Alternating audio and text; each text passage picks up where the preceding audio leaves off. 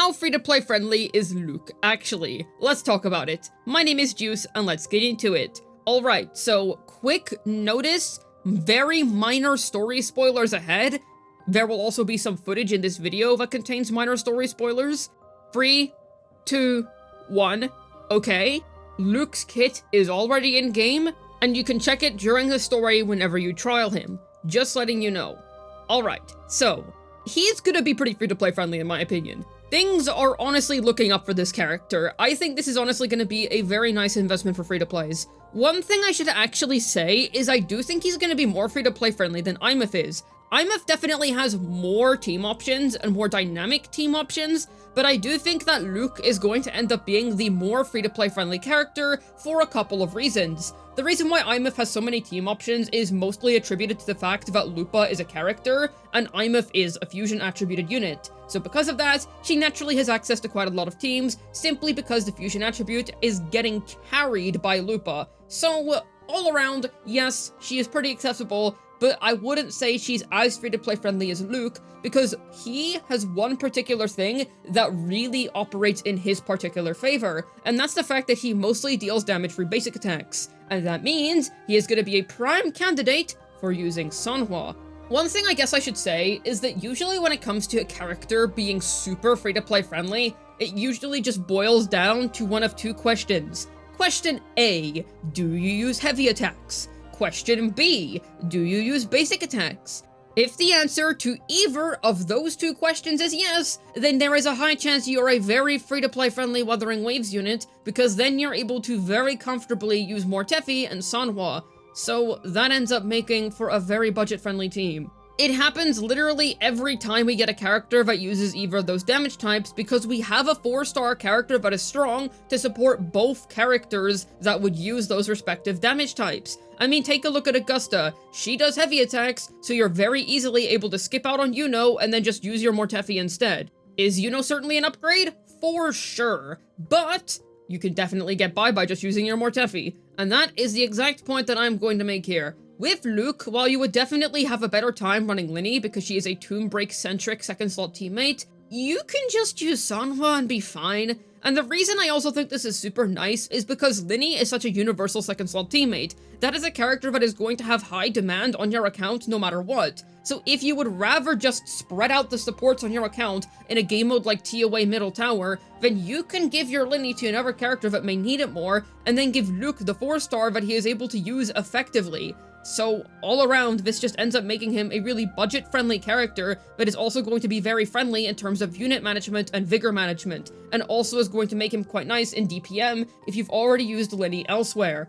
So already, things are looking up for him when it comes to his free-to-play friendliness, simply because he's going to be able to use Sanhua. Being a prime candidate for that character is honestly all you gotta be in order to be free-to-play friendly, and same with Mortefi. If you can use those cheap characters, you are good to go. And that's not all. Might I point out how the standard gauntlets that were added recently to the standard banner are basic attack centric. Luuk is a basic attacking character based on what we know from his in-game kit. Yeah, there you go. Not only are you going to be able to use a 4-star very well with him, but standard gauntlets are going to be very effective on him. So this unit is shaping up to be an absolute king when it comes to budget friendliness. He's looking to be very strong, very budget friendly, and very accessible to basically any type of player, not to mention valuable for any type of player, because of game modes like DPM, because you're able to spread out his supports. Now, because he's a toon-centric unit, I do believe he is going to prefer Mournier over Shorekeeper, naturally, but Mournier is a very universal third-slot teammate, and is the type of character that everybody should be aiming to pull for, even at S0R0. Now, obviously, that doesn't automatically mean that everybody's gonna have Mournier just because I said, oh yes, most people should have her. That's not how it works. Lost 50-50s are a thing, and people who don't like the character are a thing, even if I personally think Mournier is super cool and awesome. But anyways, point is, not everybody's gonna have the character. In such a case, I don't think that not having her is going to make or break Luuk's performance, but I do think that having her is definitely gonna be better than using somebody like Shorekeeper, Even so, I still think he is going to retain being very budget friendly, and this isn't really going to be a problem in DPM, where you have 2 charges per universal third slot teammate anyway. So let's say that you're struggling to share the character between him and Imif. Imif is probably going to be fine with Shorekeeper. We've provably already seen that she's really good with Shorekeeper, and that's going to be fine for TOA. But in DPM, you can just use Mornier for both of them. It literally doesn't matter. And if you're not using her for Imith, then you're probably using her so that you can form the double Toon Break core for another team that needs the help more than Luuk does. In which case, same scenario, you're still going to be benefiting quite nicely because Mornier is going to still be with him, even if he doesn't have the Linny. And another thing that I should point out is that even though Linny is likely going to be a very strong teammate for him, especially considering how broken the double Toon Break core is at the minute, I should point out that he's primarily a basic attack damage dealer. Linny buffs liberation percent on outro, thus I believe that her outro was more so designed with Imif in mind, and considering that, there is potential for Luuk to maybe get another buffer at some stage, which I would be very happy with if that was the case, but we're just gonna have to wait and see. There is a chance that they maybe just leave this open-ended and never really go back to resolve it. Consider how Jojo was released not too long after Jinchi, but she ended up providing Glacial percent on outro as opposed to Spectral percent, and to this day, we've never gotten a Spectral percent on outro version of her for Jinchi.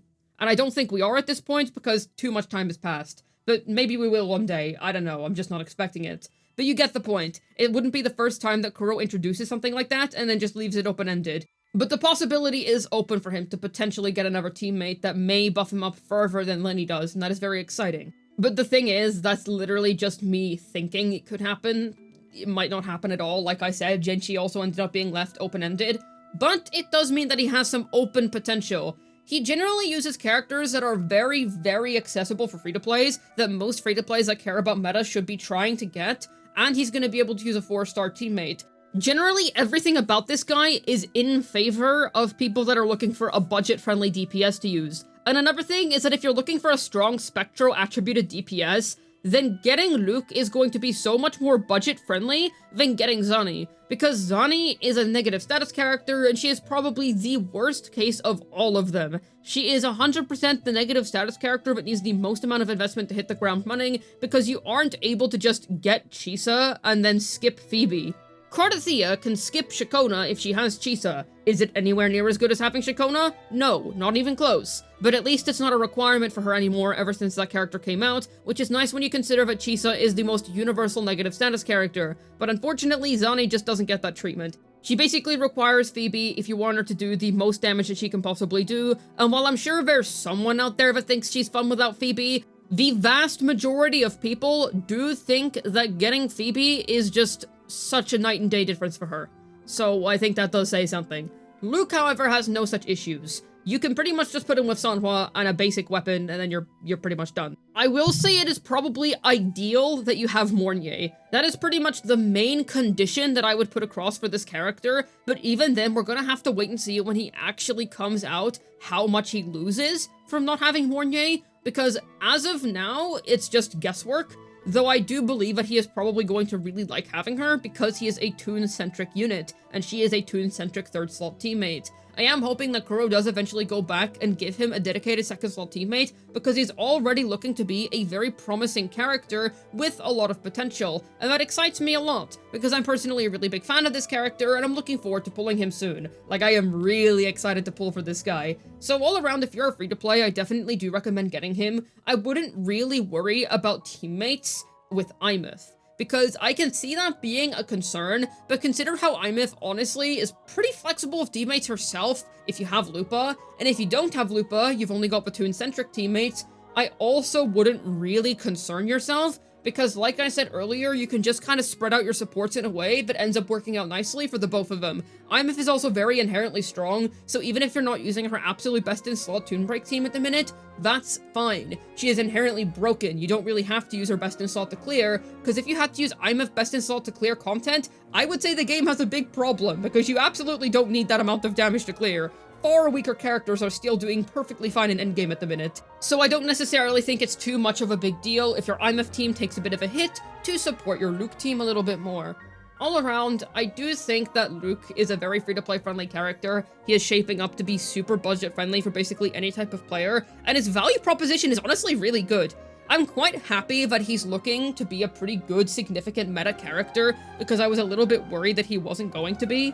Simply because he is probably gonna get sidelined a little bit in comparison to Imeth in terms of hype, simply because she was the main push for all of Lahai Roy. She had her crazy good story and just all of that. So much attention on her. So I'm happy to see that Luuk didn't get the short end of the stick, and he did still very much get attention. The kit and character was definitely still made with love, and I really appreciate that. So, all around, great pull for free-to-plays. I cannot recommend him enough. No matter what point your account is at, he is going to be good for you. Hopefully this video was able to tell you how free-to-play friendly Luuk is. This has been Juice, signing out, and I wish everybody the utmost luck on their Luuk pulls, because he is coming up soon! I am so excited for him. I have saved an ungodly amount of Astrites, which, considering I pulled for Imeth, not bad how many I have, but I'm really, really excited to pull for him either way. Oh, I can't wait, I can't wait, I can't wait.